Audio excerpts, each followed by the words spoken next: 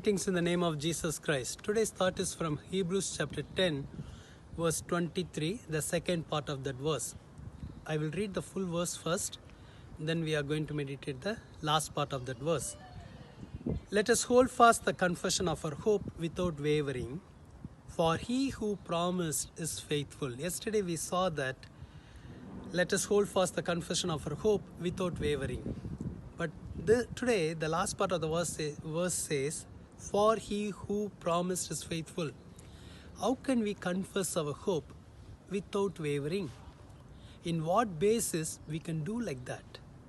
That only one reason we can confess our hope without wavering is, it's about him.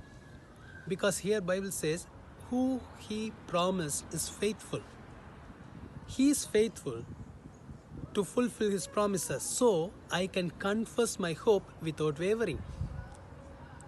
Many times we are going through discouragement because we are looking into situations, we are looking into people, we are looking on our own self.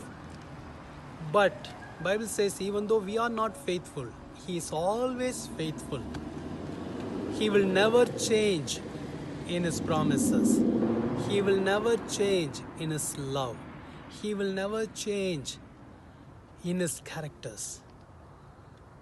Bible says he is able to fulfill all his promises. So today, remember this. One who promised you is faithful.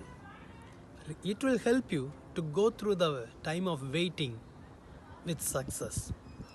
The Lord wants to fulfill all his promises in your life. He is faithful. Let's pray. Jesus, help us to hold on to our faith.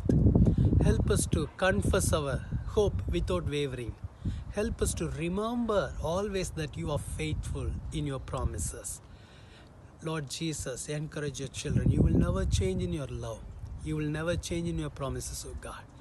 Touch them. Bless them abundantly. Let your grace be upon them. Encourage them, Lord. Let this day be a day of miracle for your children. Open a door for your children.